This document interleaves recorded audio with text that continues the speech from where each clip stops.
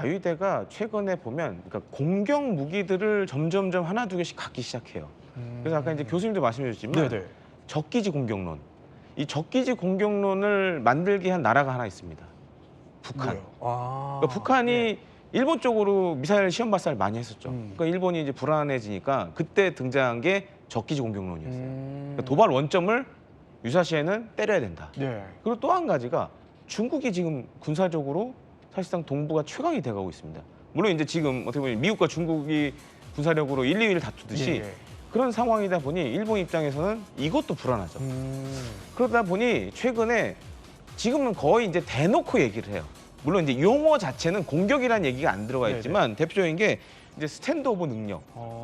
이게 보면 장사정 이제 투발 능력을 기르겠다는 건데 이것도 엄밀히 얘기하면 공격 무기거든요. 그러니까 이런 것들을 지금 그동안 이제 방어적 성격에서 공격적 성격으로 계속 바뀌고 있는 거죠. 조금씩. 예. 네. 그런데 이런 움직임이 실제 그 훈련을 통해서도 드러나고 있다고 해요. 저희가 영상을 하나 준비해봤습니다. 보도록 하죠. 자, 수송기에서 밧줄을 타고 부대원들이 작전 지역에 저렇게 내리죠. 보면은요. 저렇게 사적 보행 로봇이 먼저 적진을 정찰을 합니다. 부대원들이 저렇게 뒤따라서 진입을 또 하고요.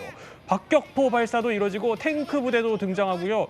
저기가 일본에서 섬 지역이 침략당했을 때를 가정해서 실시된 훈련이라는 거죠. 이게 일본 자위대의 이번 새해 첫 낙하 훈련 모습 보여드리고 있는데요. 로봇 개 나오고 뭐 탱크 부대 나오고 근데 이게 역대 최대 규모였어요. 예, 맞습니다. 사실 이제 매년 연초가 되면 저 일본 육상자위대의 공정부대가 예. 저렇게 시범식을 한 번씩 해요. 근데 이번엔 연례 없이 최대 규모로 했습니다. 거기 중요한 거는 지금 이제 화면에 나오고 있지만 각종 로봇 장비들이 이제 막 등장하기 시작해요. 근데 이건 보면 자위대가 지금 겪고 있는 또 하나의 문제가 있습니다. 모병이 잘 안 돼요. 아, 그래요? 네. 그러다 보니까 이제 자위대도 로봇이라든지 무인체계 적극적으로 이제 도입을 해야 된다라는 그런 것도 보여줬고 중요한 거는 섬을 탈환하는 훈련을 했다라고 얘기를 하잖아요. 그러니까 중국에 대한 일종의 대항을 하는 그런 훈련인데 14개 국가가 참가했다는 것도 좀 이번 훈련에서 볼 수 있는 특색이라고 할 수 있겠습니다. 그렇군요. 자, 그런데 사실 이런 움직임을요, 우리도 예의주시할 수밖에 없긴 합니다. 바로 이것 때문이 아닐까 싶긴 합니다. 竹島の日堂々と大臣が出てったらいいじゃないですか。それは顔色を伺う必要はない。日本の領土、島根県としてですね。 우리가 독도를 둘러싼 감정적 갈등, 이건 현실적 갈등은 아니죠. 그 대한민국이 실효 지배하고 있는 명백한 대한민국 영토인데 그 누가 뭐라고 한다는들 뭐 상관이 있어요. 자, 바로 독도 이야기인데, 그러니까 일본의 독도 야욕이 이제 여전한 상황이라면 호사카 교수님, 그러니까 자칫 일본이 뭐 잘못된 판단을 내릴 수 있지 않겠냐 이런 분석들이 예전부터 있어 왔더라고요. 예, 그거는 일본의 목표는 독도를 분쟁 지역으로 만드는 것입니다. 분쟁 지역이라는 것은 여러 가지 의미가 있습니다만은 자위대 쪽에서 보면 독도 구역에서 자위대하고 한국군이 충돌을 하면 되는 것입니다. 네네. 그러니까 그런 것을 유도하는 그런 것도 없지 않아 있습니다. 예를 들면 한국 비행기가 독도 상공을 지나갔다. 그거는 우리 영토 위를 지나갔으니까 자위대 공군기가 나가야 된다. 막 이런 식으로 혹시 촌리가 명령하면 그때 충돌 위기가 되는 것이고요. 그런 것은 시나리오로 쭉 있습니다. 그래요? 안 하는 것뿐입니다.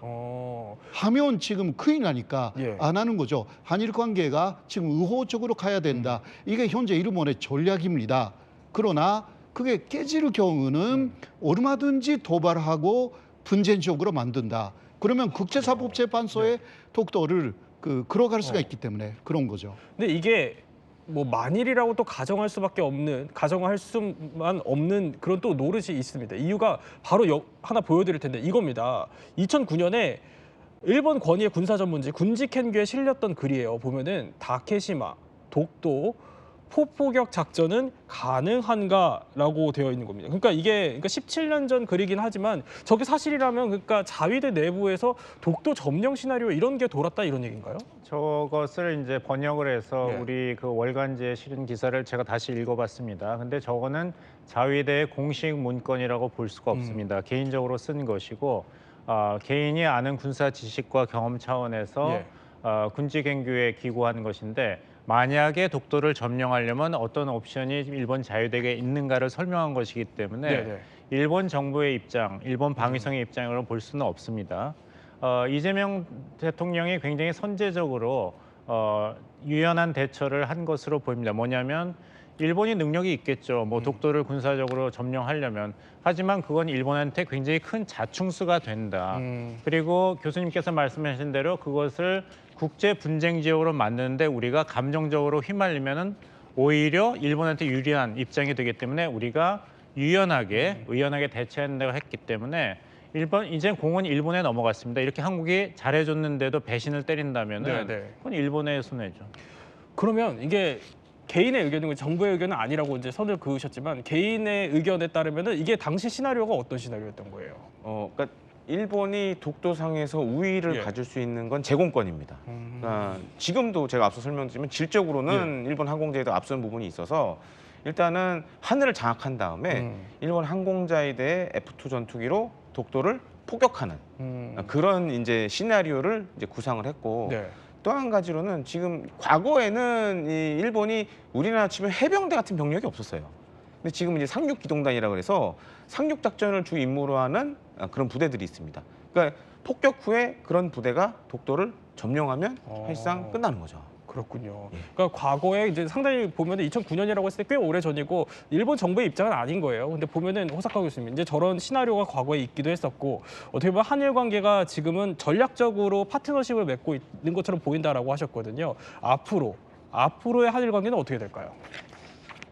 사실상 지금 그 한일 관계를 그 일본 쪽에서도 대단히 중요한 관계로 보고 있습니다. 왜냐하면 일본이 지금 생각하는 것은 중국하고의 대립이죠. 특히 그 히토리움 문제라든가 있지 않습니까? 반도체 문제도 있고요.